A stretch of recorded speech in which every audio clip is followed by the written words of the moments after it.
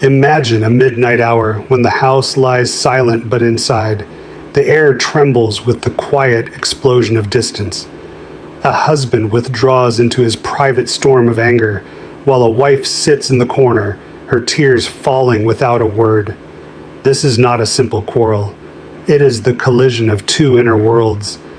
And standing in the center is the one with the overly sensitive heart, the empath, the one who absorbs the entire storm of both souls until they themselves begin to break.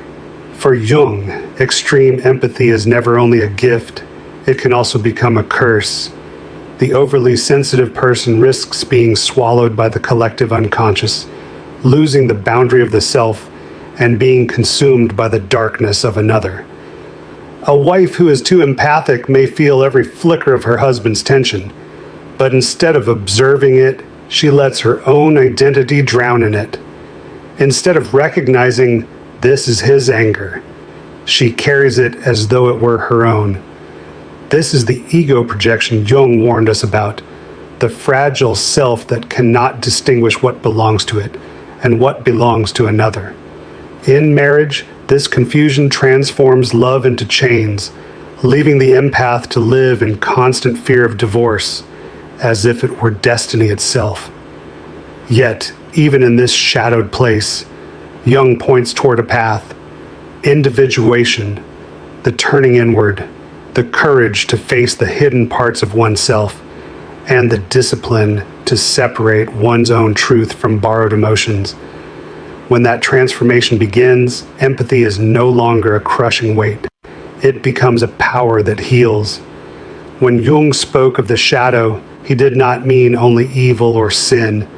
The shadow is everything a person refuses to see, everything banished from consciousness, yet still alive and shaping the soul.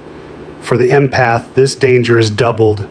Not only must they face their own shadow, they are constantly pulled into the shadows of others.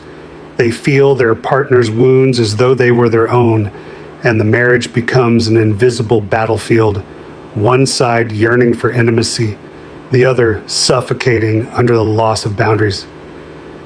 In our age of exhaustion, empaths in marriage often become emotional dumping grounds, absorbing every worry, every failure, every silent resentment.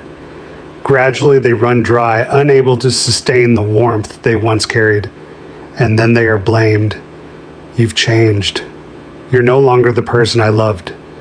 But it was not change. It was inner collapse. Jung reminds us that unless we learn to set boundaries and recognize the shadow, empathy will turn into shackles that strangle love. Yet through the hard work of the shadow, empaths can transmute sensitivity into wisdom, rising from victimhood to become guides. When marriage begins to fracture, Jung would say the crisis is not the end. It is the unconscious calling for transformation. Standing on the edge of divorce feels like standing in fire, and for the empath, that fire burns twice as hot. They carry not only their own pain, but also the rage and despair of their partner. Here lies the most dangerous trap. Empathy ceases to be a bridge and becomes a weight, pulling them into the abyss. Jung insists that in such a moment, awakening must happen. The clear recognition of what is truly mine and what has been absorbed from another. Countless marriages fall apart not because love has died, but because emotional boundaries were never drawn. The empath without awakening will endlessly circle the trap of saving others until their own essence dissolves. Jung named the way out individuation. It is the journey of becoming whole, of standing firmly in one's own being before attempting to unite with another. When the empath dares to turn inward, to face their own hidden wounds instead of carrying the world's burdens, they discover the strength to resurrect even the relationship they thought was lost.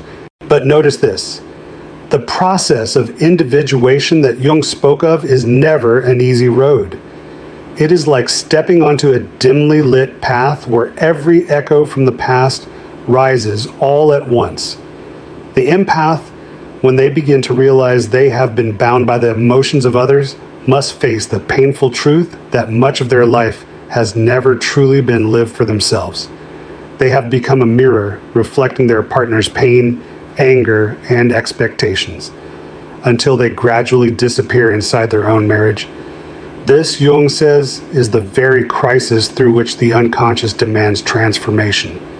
Today, countless couples fall into this same state, living under the same roof, but with souls drifting further apart because one partner has unknowingly carried everything.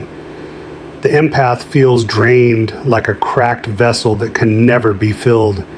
And when anger finally erupts, they ask themselves, why have I become the one who suffers in my own life?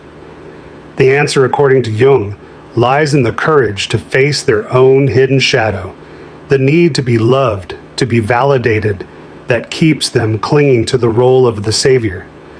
Once they see this clearly, the empath can begin to set boundaries.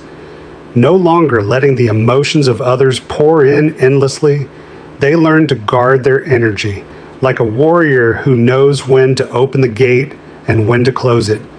There is a paradox Jung revealed.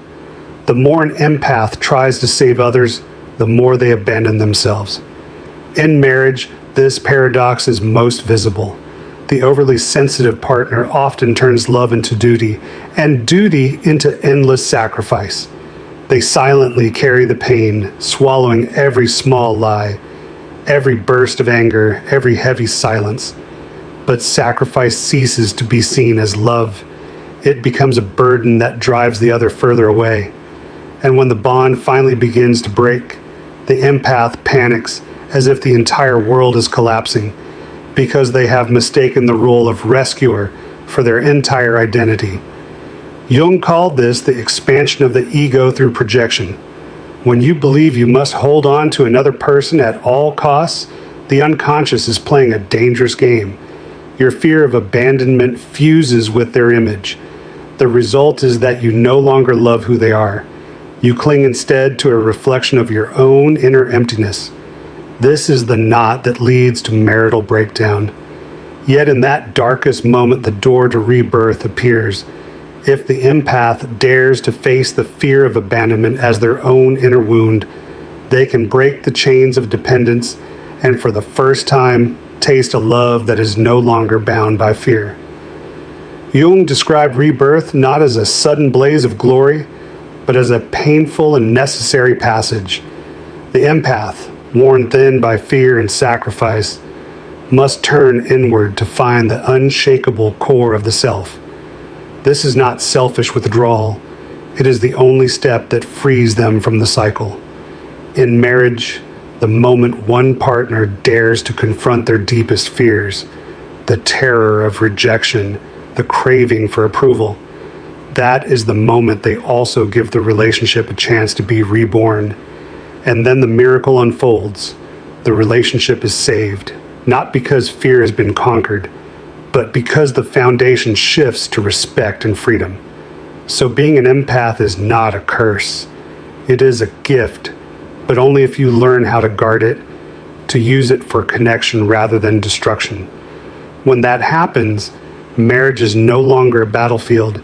It becomes a place where both can grow, both can heal, and both can step into a love more mature than ever before. And if you've ever felt that your sensitive heart was too heavy to bear, remember, you are not alone. Your sensitivity is not a curse. It is a doorway into strength and into deeper love. If this message resonated with you, subscribe to this channel and turn on the notification bell. Here, we explore Jung's timeless wisdom and discover together how pain can be transformed into healing. Stay with us. This journey is long, and you deserve to walk it alongside kindred souls.